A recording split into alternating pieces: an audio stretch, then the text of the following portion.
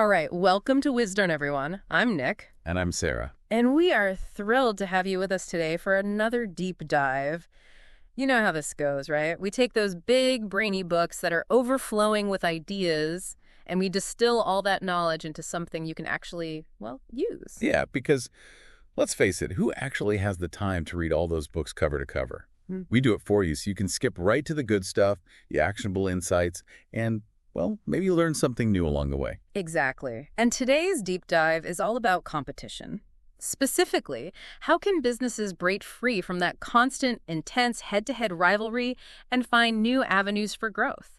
You know, those fresh, exciting opportunities that feel like uncharted territory. We're talking about going beyond just surviving in a crowded market, right? Yeah. We're talking about fundamentally changing the game. Yeah. And the book that we're drawing all this wisdom from is Blue Ocean Strategy. Now, if you're thinking, oh no, not another business book, just hold on a second.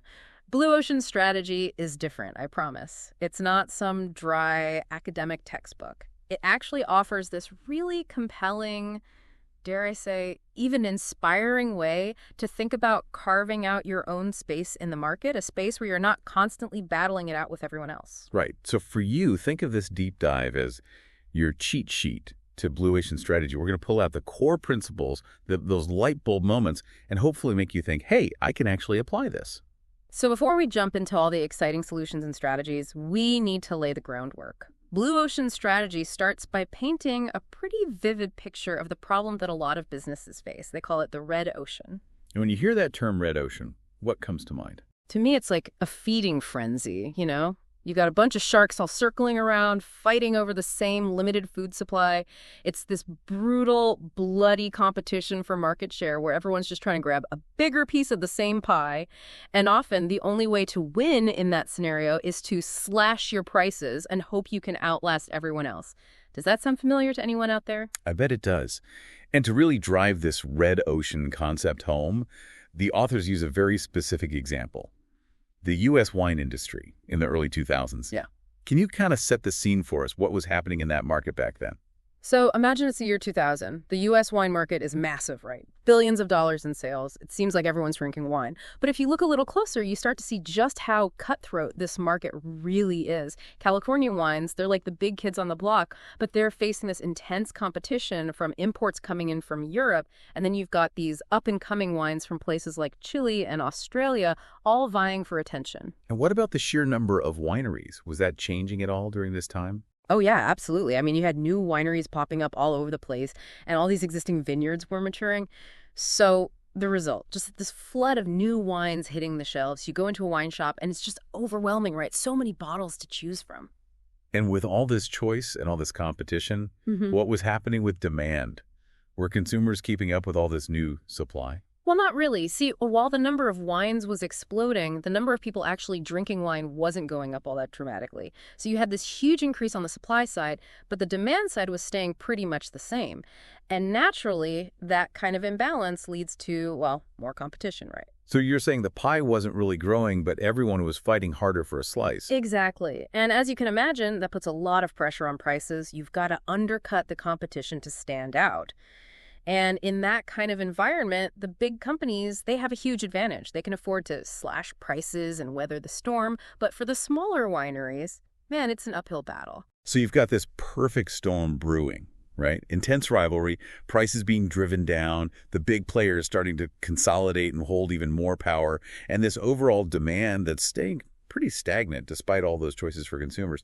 It really is a classic red ocean scenario. Absolutely. And that's exactly why the central question that Blue Ocean Strategy poses is so important. How do you break free from all that bloody competition? How do you escape that red ocean and find what the authors call a blue ocean? Right. How do you create or discover a market space where you're not constantly fighting for scraps, where the competition is, well, practically non-existent? And the book argues that the traditional ways of thinking about strategy, those knee-jerk reactions that we often reach for, they're not really designed to get you to those blue oceans. So what are some of those ingrained strategic habits that might actually be holding us back from finding these new opportunities? Well, The most common one, I think, is this obsession with the competition. We get so focused on what our rivals are doing, what features they're offering, what prices they're charging, and we get stuck in this cycle of just trying to be a little bit better, offer a little more for a little less.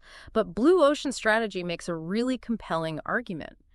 This kind of benchmarking, trying to one-up the other guy within the existing rules, it might give you a temporary advantage, but it's not going to lead you to a whole new ocean of opportunity. It's like rearranging the deck chairs on the Titanic, right? Yeah. You're still in the same sinking ship. You're still fighting over the same limited resources. Exactly. If you're constantly defining yourself in relation to your competition, you're inherently stuck in that competitive space. So what about customer research? Isn't that supposed to be the key to innovation? Dive deep into what your customers want, find those unmet needs, and create something new to fulfill them.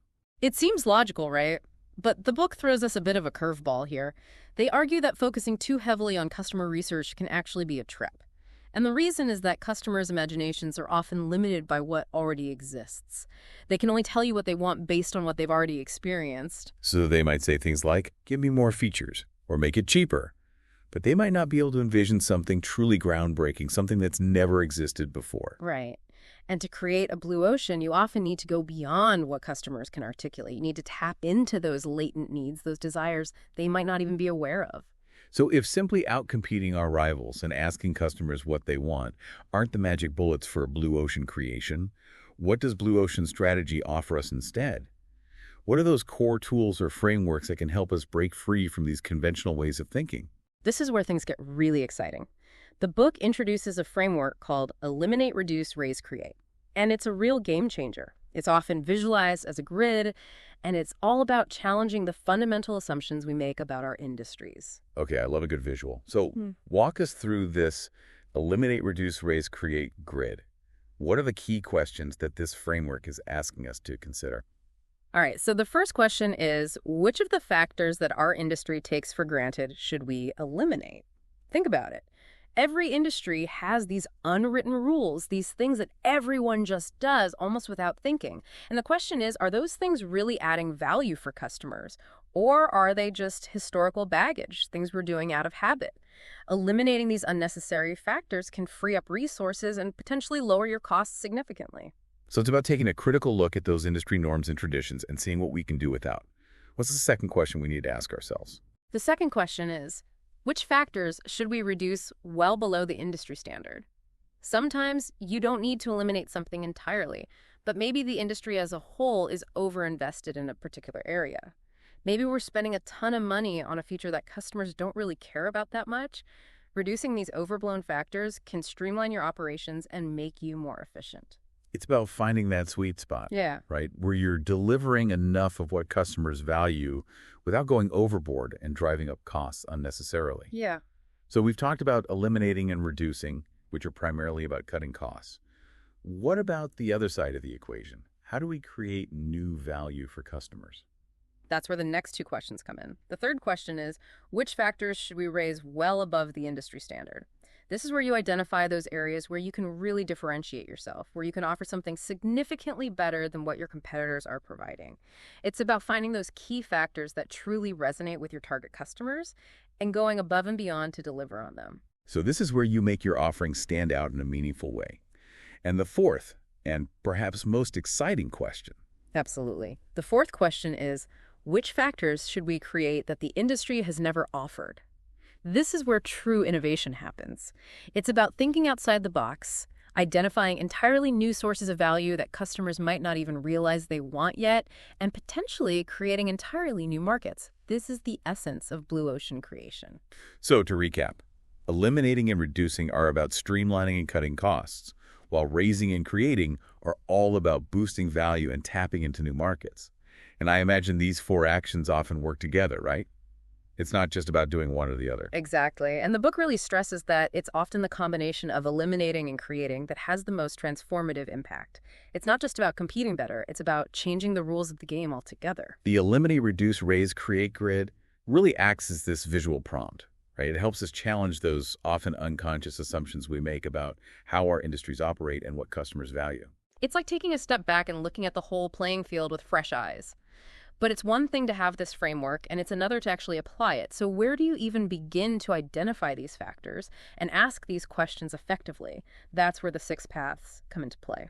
Okay, tell us more about these paths. What are they, and how can they help us find those blue ocean opportunities? Well, the authors argue that we often limit our thinking by having this very narrow definition of who our competitors are and what market we're playing in.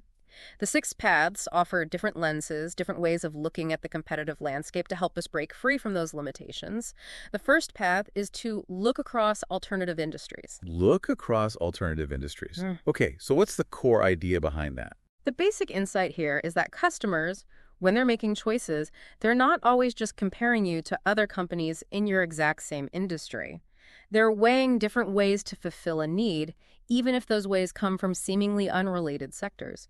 For instance, let's say you want to have a fun night out. You could go to the movies, you could go to a concert, you could go to a sporting event, or you could even just stay home and stream something. You see, those are all different industries, but they're all competing for your leisure time and your money. So it's about recognizing that your competition might not always be so obvious. It's about understanding the broader context of how customers are making choices. Exactly. And by understanding those trade-offs that customers are making, you can often spot opportunities for value innovation in the spaces between those alternative industries. Maybe one industry offers a benefit that yours doesn't, or maybe has a major drawback that you could address. Right, so it's about looking beyond those traditional industry boundaries and seeing where those lines might blur. It's fascinating. All right, what's the second path we should be exploring? Path number 2 is to look across strategic groups within industries. Now, within most industries, you'll find these different strategic groups, companies that are essentially pursuing similar strategies. It's like different tiers or levels within the same market. You see it in the car industry, you see it in the hotel industry, pretty much everywhere. Okay, I get it. So how can analyzing these different strategic groups within our own industry help us uncover blue oceans? The key is to understand why customers might choose to trade up to a more premium group or trade down to a lower cost one. Now, if you were to map out how these different groups perform on key competitive factors, what Blue Ocean Strategy calls value curves, you'd often see that those curves have a very similar shape. They're just at different levels overall. So they're essentially competing on the same things, just with varying degrees of quality or price? Exactly. And that suggests there might be unmet needs, customers who are making compromises when they trade up or down. The book uses this great example from the fitness industry with curves. Oh, curves. I remember them. They were really popular for a while. Yeah, and for good reason. They brilliantly applied this look across strategic groups idea. They looked at traditional health clubs, which are more premium, right? Lots of equipment, fancy facilities. And then they looked at home exercise programs, which are obviously lower cost, but maybe not as motivating or social. And what they realized was that a lot of women, particularly women who weren't hardcore fitness enthusiasts, they were trading up to health clubs primarily for the social aspect and the motivation of working out with others, but they didn't necessarily value or use all those expensive machines and classes. So curves saw an opportunity to create something that fit right in between those two existing groups. Exactly. They stripped away all those bells and whistles that their target customers didn't really care about, things like tons of machines, elaborate facilities, juice bars, and they created a simple 30-minute circuit using these easy-to-use hydraulic resistance machines. It was all about efficiency and a supportive, women-only environment. And because they eliminated all that extra stuff, they could offer a much lower price point. It was a brilliant blue ocean strategy. And it resonated with a huge number of women who were looking for something different, something that fit their needs and their budget. It's a great illustration of how understanding those motivations behind trading up and down can reveal those significant unmet needs. Okay, what's path number 3? Path number 3 directs us to look across the chain of buyers.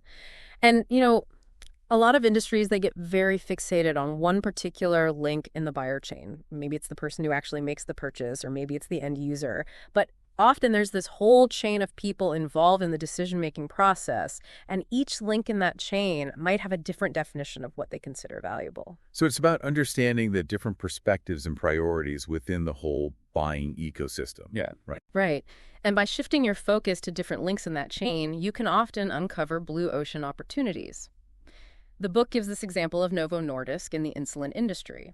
Traditionally, pharmaceutical companies, they focused a lot of their marketing on doctors because they're the ones writing the prescriptions, right? But Novo Nordisk, they shifted their attention to the end users, the diabetic patients themselves. And what did they learn from that shift in perspective? They realized that while doctors were obviously concerned about the efficacy and safety of the insulin, patients were also really focused on ease of use, convenience, and discretion. They didn't want to feel like they were constantly having to interrupt their lives to manage their condition. It makes perfect sense. The doctor is focused on the clinical aspects, but the patient is dealing with the day-to-day reality of living with diabetes. Exactly. And this insight led Novo Nordisk to develop those innovative insulin delivery devices like the pen injectors, which were much simpler and more user-friendly. It was a blue ocean move that really catered to a previously overlooked group in the buyer chain. So think about it. Who else is involved in the decision or use of your product or service, and what are their unmet needs? That's the key question here. It's about broadening your understanding of who your customer really is. All right, on to path number 4. What's next? Path number 4 is to look across complementary product and service offerings. The idea here is that very few products or services are used in complete isolation. Their value is often affected by the availability and quality of other complementary offerings. Think about it. The overall experience going to the movies is definitely influenced by things like how easy it is to find parking or whether you have to scramble for a babysitter. Oh, that's so true. The movie itself might be great, but if you spend an hour circling the block looking for parking or you have to shell out a ton of money for a sitter, it definitely puts a damper on the whole experience. Exactly. And while those aren't traditionally part of the movie theater's core business, thinking about how to address those complementary needs can create significant value for customers. Imagine a movie theater that partnered with a local daycare or offered discounted babysitting services during showtimes. Or what about a theater that had its own convenient and affordable parking garage? These would be huge draws for families. Absolutely. They'd be removing a major barrier for a lot of potential customers. The book also gives a really interesting example with NABI in the bus industry, doesn't it? Yeah, they do. NABI stands for North American Bus Industries, and they took a really interesting approach. They looked beyond just the initial purchase price of a bus and considered the total cost of ownership for municipalities who are their primary customers. By building their buses with lightweight fiberglass, they managed to significantly reduce costs related to corrosion, maintenance, and fuel consumption. And those are all huge expenses for cities and transit agencies. So they were addressing those hidden costs, those pain points that might not be immediately apparent but have a big impact on the bottom line. Exactly. And on top of that, they created new buyer value with these modern, more appealing bus designs, lower floors for easier accessibility, and increased seating capacity. So they weren't just focusing on the bus itself, they were thinking about the whole life cycle of owning and operating that bus and addressing the complementary needs of their customers. And as you mentioned earlier, even things as seemingly simple as a built-in filter and a kettle or bagless vacuum cleaners address these complementary needs. Absolutely. By anticipating and solving those little annoyances, you can make your product significantly more appealing. So the takeaway here is to really think about what else your customers are dealing with before, during, or after they use your product or service. Are there any pain points in that broader experience that you could solve? Are there any complementary offerings that could enhance the value of your core product? It's a really valuable shift in perspective. Okay, on to path number 5. What have we got? Path number 5 is to look across functional or emotional appeal to buyers. Now, most industries tend to gravitate towards one of these two poles. They either focus heavily on functional appeal, like price, features, practicality, or they emphasize emotional appeal, tapping into feelings, aspirations, brand image, that kind of thing. And what's the blue ocean opportunity here? Well, Blue Ocean Strategy argues that deliberately challenging that dominant appeal in your industry can be a powerful way to create new market space. For example, industries that lean heavily on emotional appeal, they often add all these extras, all this flash and pizzazz that might drive up the price without actually delivering much functional benefit. By stripping away those non-essential elements, you can often create a simpler, lower-cost offering that appeals to a whole new group of customers who are more focused on practicality. So it's about cutting through the clutter and focusing on what really matters to a particular segment of customers. What about the other direction? What about industries that are very functionally focused? In those cases, the opportunity often lies in injecting some emotion, some feeling into the equation. By adding a layer of emotional appeal to a traditionally dry or purely functional product, you can potentially create a whole new level of demand. Apple's iTunes is a perfect example of this. Before iTunes, the digital music industry was very much focused on functionality. It was all about getting music files from point A to point B. But Apple transformed the experience by creating this seamless, enjoyable, even emotional connection with digital music. It was about the ease of use, the vast selection, the beautiful design of the iPod. It wasn't just about listening to a song, it was about the whole experience. And it completely revolutionized the music industry. So for you, the listener, think about your own industry. Does it tend to skew towards logic or emotion? What could happen if you deliberately shifted that focus? It's a really thought-provoking question. Okay, and finally we come to path number 6. Bring it on. What's the last path? The 6th path encourages us to look across time. The idea here is that trends, as they evolve, can offer these really valuable insights into potential blue ocean opportunities that are just on the horizon. So it's about looking ahead, anticipating those future shifts, and positioning ourselves accordingly. Precisely. And to do that effectively, we need to think critically about how major trends, whether they're technological advancements or shifts in consumer behavior or changes in regulations, how those trends are likely to change what customers will value in the future. The key is to anticipate those shifts and proactively develop new offerings that cater to those emerging needs, rather than just reacting to change after it's already happened. It's about being ahead of the curve, seeing where the puck is going, as they say. Right. And these 6 paths, together, they give us a framework, a structured way to break free from those conventional ways of thinking about our markets and our competition. But once we've used these paths to generate some promising ideas, how do we then analyze and refine those ideas? How do we turn them into concrete strategies? That's where the strategy canvas comes in. The strategy canvas. Okay, tell us more about that. What is it, and how does it work? The strategy canvas is this really powerful visual tool that allows you to both diagnose the current competitive landscape in your industry and to sketch out your vision for a blue ocean strategy. It's a way to see at a glance how you and your competitors are performing across all those key factors of competition. So it's like a map, a way to visualize where everyone's focusing their efforts and where those opportunities for differentiation might lie. Exactly. And creating a strategy canvas is actually pretty straightforward. The first step is to identify all the significant factors that your industry currently competes on. This might seem obvious, but it can take some real thought to uncover those factors that truly drive customer decisions. Then, you assess how your company and your main competitors perform on each of those factors, typically using a simple scale from low to high. And finally, you connect the dots for each company to create a line, a value curve, which represents their overall strategic profile. And by comparing these value curves side by side, what kind of insights can we glean? A lot. You can see immediately where the industry as a whole is heavily investing, what customers are already being offered, and perhaps most importantly, where those opportunities might exist to stand out by either offering something completely new or by significantly raising or lowering the level of those existing factors. It's about identifying those white spaces, those areas where customer needs might not be fully met. The book talks about this example with EFS, a foreign exchange trading firm. How do they use the strategy canvas to their advantage? Well, EFS, they were facing internal disagreements about their strategy, and they lacked a clear sense of direction. And when they created a strategy canvas and mapped out their value curve alongside their competitors, it was this eye-opening experience. They saw very clearly that their offering was very similar to everyone else's. They were blending in with the crowd. They even struggled to come up with a compelling tagline that captured what made them unique. The strategy canvas forced them to confront their strategic ambiguity. So the act of visualizing their strategy, seeing it laid out in front of them, made the need for change very clear. Absolutely. And the book actually outlines 4 steps for effectively visualizing strategy. Okay, break those down for us. What are those 4 steps? The first step, as EFS experienced, is visual awakening. That's that aha moment when you see your current strategic profile in relation to your competitors and you really grasp where you stand in the market. The second step is visual exploration. This is about going out into the field, talking to your customers, talking to your non-customers, and using those 6 paths we discussed to brainstorm those blue ocean possibilities. So this is where the real research and ideation happen. Exactly. The third step is visual strategy fair. This is where you bring all those ideas together.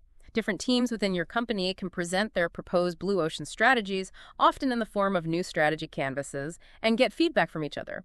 It's about fostering a culture of innovation and healthy competition. It sounds like a really creative and engaging process.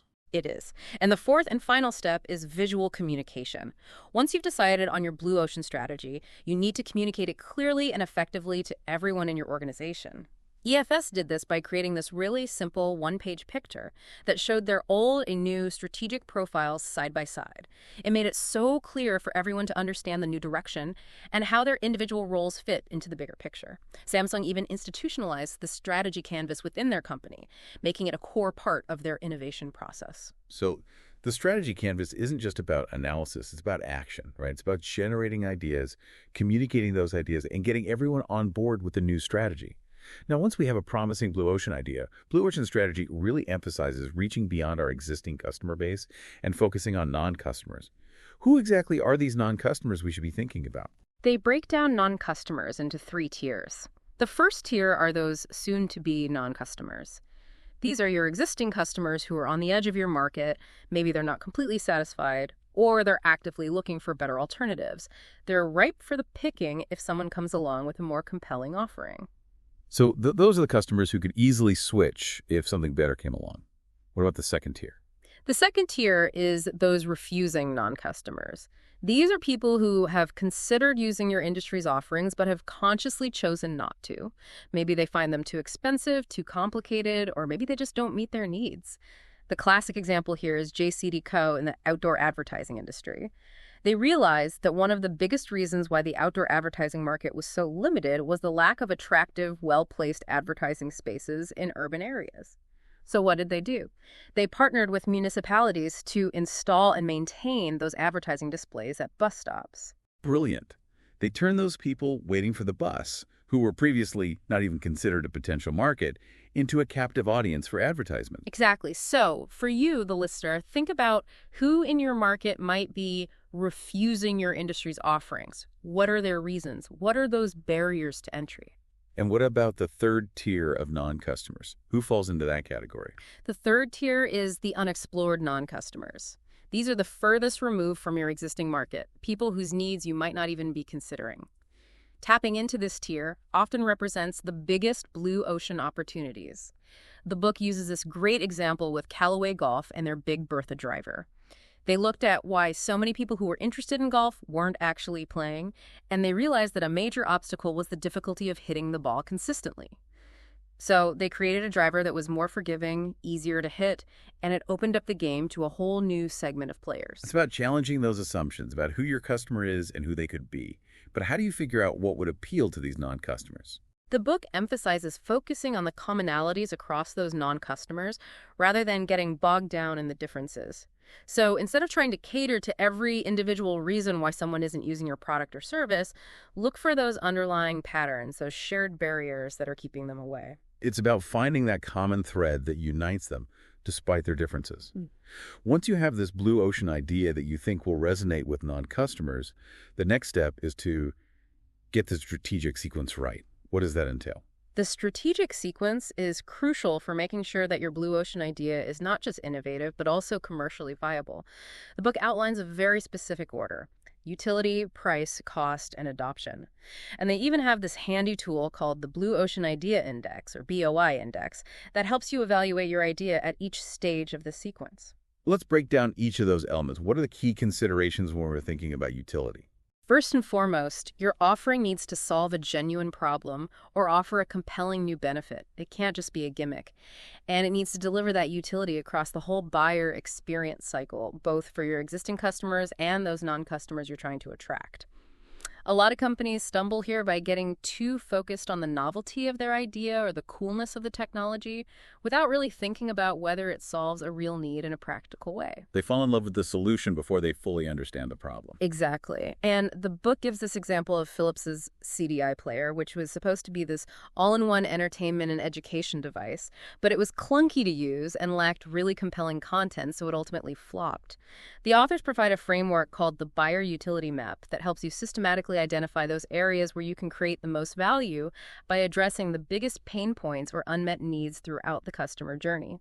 So for you, the listener, Ask yourself, does your blue ocean idea genuinely make people's lives easier, better, or more convenient? It has to have that real-world value. Yeah. Okay, what's next in the strategic sequence? Next comes strategic pricing. You need to set a price point that's going to attract a large enough volume of those target buyers, both existing customers and non-customers, to make your blue ocean sustainable.